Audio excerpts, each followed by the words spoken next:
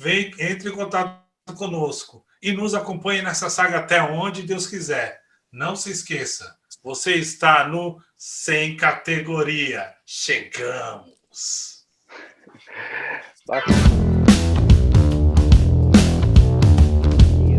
Eu queria fazer uma pergunta aí para o Tadeu, direto. Essa pergunta é internacional, hein? Ela é assim, ela diz assim, ó. Primeiramente, eu gostaria de mandar um grande abraço para vocês do Sem Categoria, aqui da França, né? Que eu acompanho vocês pelas mídias de áudio. Eu acho muito interessante o programa de detalhe. Eu sou francesa. E eu queria perguntar para o Tadeu quais são as suas manias criativas e quais são os instrumentos que ele gosta de tocar, fora o violão e gaita. Quem perguntou foi a Marie. Marie, não parlez-vous français, Marie. Marie, olha, dois instrumentos que eu gosto de tocar, além de gaita e violão, eu tô começando a me arriscar no cajón de vez em quando e um contrabaixo, né? Contrabaixo seria no meu top 3, ele vem logo seguindo de violão e gaita, e de vez em quando eu tô me arriscando no cajón também, né? A gente toca de acordo com a necessidade também, o que tá precisando a gente vai lá e toca, né? A gente não tem muito o que escolher, não. Qual foi a primeira pergunta, Gustavo, por favor? Se você tem alguma mania de tocar, para tocar. Uma mania para tocar? Olha, eu tenho uma que geralmente eu não consigo concretizar essa mania, só quando eu tô sozinho na minha casa, porque os ambientes que eu toco normalmente ficaria desequilibrado se eu usasse essa mania. Mas eu gosto muito de tocar em pé. E normalmente, como eu toco em grupos, né, eu toco com outros músicos, e normalmente até por uma melhor disposição de instrumentos e como o que tem que estar em evidência não somos nós também, nós geralmente tocamos sentados. Mas eu gosto de tocar em pé. E é engraçado, quando eu tô em casa sozinho e eu quero tirar um som, alguma coisa, eu tô tocando em pé com a correia do violão, tô tocando em pé. E uma mania que eu tenho, aí já é quase um toque, né? Já é com a gaita. A cada música que eu toco, eu tenho que limpar a gaita. Não é necessário. Hoje se torna mais necessário, em tempos que a gente tem que priorizar a higiene, né, por conta de uma questão de saúde mesmo. Mas quando isso era menos, né, evidência, eu tinha mania. Eu tenho um paninho próprio que cada vez que eu tirava a gaita da boca, eu estava lá limpando. Então isso era uma mania, quase um tique nervoso. Mas é isso, Marie. Muito obrigado pela pergunta e um grande abraço para você. Obrigado pela fidelidade, por seguir a gente de tão distante. Então vamos para uma pergunta coletiva, né? Mudando um pouquinho de assunto, acho que essa pergunta é bem legal. Eu acho que a gente vai gostar de responder, né? Quem perguntou foi a Ana Flávia. Ela pergunta assim: quais são as comidas favoritas ou de categoria que vocês indicariam? Começa aí, Ricardo. Olha, como bom filho de nordestino, né, já começa com aquele cuscuz com ovo de manhã, cuscuzinho com ovo. Pesado. E minha mãe faz um peixe no molho do coco, rapaz, que é de lamber os bens. Isso é gostoso. Então, assim, é uma coisa que eu recomendo. É aquele cuscuz de manhã com ovo e aquele peixinho no molho do coco. Eu recomendo que quando puder você convidar a gente para ir aí comer. Eu também recomendo isso. Confirma a moção. O Tadeu já sabe o endereço. Eu recomendo. Bom, hein? Quem vai agora? Quem responde agora? Quem continua? Fala você que tá falando. Ah, tudo bem. Meu. Eu tenho umas moléculas de italiano no meu sangue, né?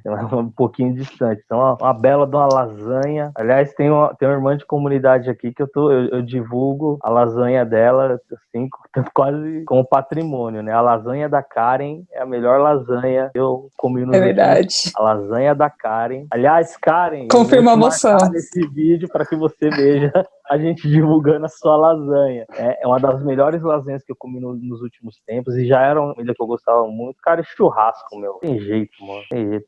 aquela brasa incandescente aquecendo a carne. Ai, ai. Eu vou indicar, então.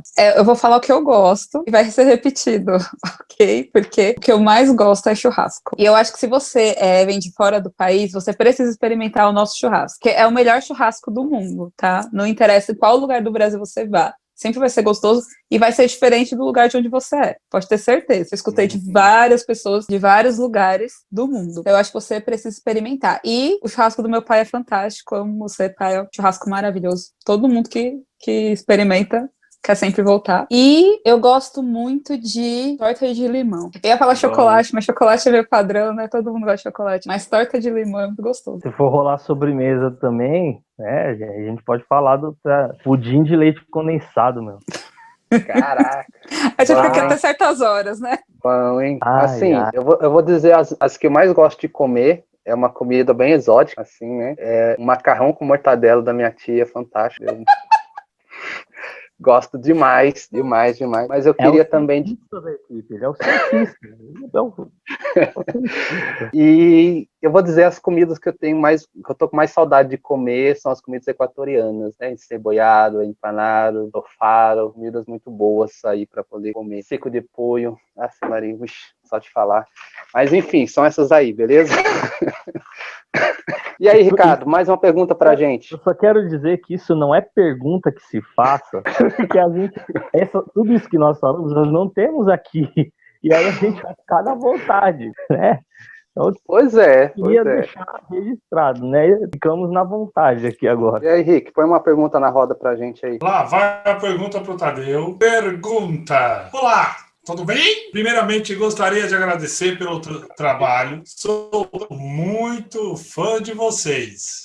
Gosto muito como vocês falam dos temas sérios de forma descontraída e gostaria de perguntar para o Tadeu como foi para ele a transição dos grupos de oração do RCC para a comunidade católica Shalom. Pergunta do Arlindo. Opa, Arlindo, um grande abraço. Muito obrigado pela pergunta, né? E para poder explicar como foi essa transição, a gente contar mais ou menos como o grupo de oração da qual eu vim da Renovação nasceu. A gente nasceu de membros da Renovação que por conta de trabalho, estudo, essas coisas, não conseguiam, né, estar dentro do movimento Renovação Carismática Católica, e aí a gente formou um grupo que seria no horário que essas pessoas específicas conseguiriam estar, né? Esse grupo acontecia na sede da Renovação Carismática de Guarulhos, aos sábados às 5 da tarde. Era um horário que aqueles servos conseguiriam participar. E aí as pessoas começaram a vir. Mas quando a gente rezava por esse grupo tinha uma profecia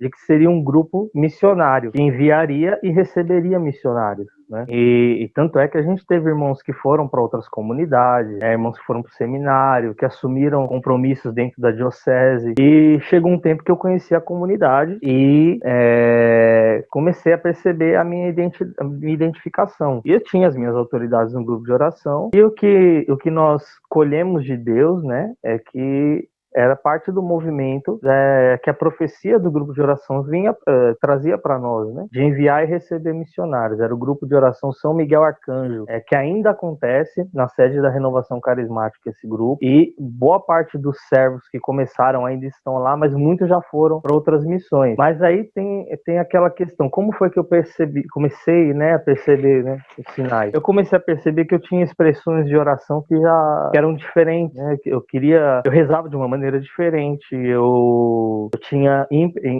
motivações de evangelização diferente, de oração diferente, e quando eu conheci a comunidade, eu percebi que tudo isso que estava brotando em mim tinha no carisma Shalom. E aí, né, aí foi quando a identidade ela ficou mais latente. No diálogo com as autoridades do grupo de oração, a gente percebeu esse movimento também na minha vida do cumprimento da profecia, né, e assim, não houve uma ruptura, não rompemos, ao contrário, quando nós nos encontramos, são grandes encontros, assim, né? Dentro do meu grupo, dentro daquelas pessoas que faziam parte do meu grupo de oração na Renovação. Mais forte até do que com outros irmãos que a gente tinha contato, né? Ou seja, quem estava distante não conseguia compreender por que eu saí do grupo de oração. Mas quem estava dentro sabia que era parte do cumprimento da profecia e da vocação que já ia aflorando em mim, né? A vocação Shalom. Então, muita gente de fora não entendeu, mas quem era do grupo de oração compreendeu que ali era realmente o que Deus queria pra gente como grupo de oração estava acontecendo também na minha vida, como via acontecendo na de outros irmãos.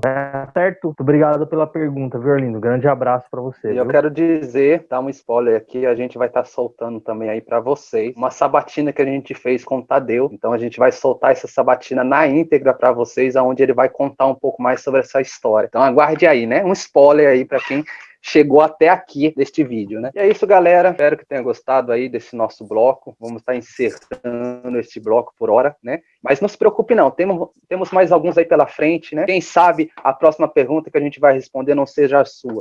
E se você, por um acaso, ainda não deixou, por que você não fez isso, cara? Vamos conversar um pouquinho mais? Deixa aí a sua pergunta pra gente. Você, cara, você, garota, deixa aí que a gente vai ficar muito feliz em responder. Beleza? Grande abraço, Shalom, Deus abençoe.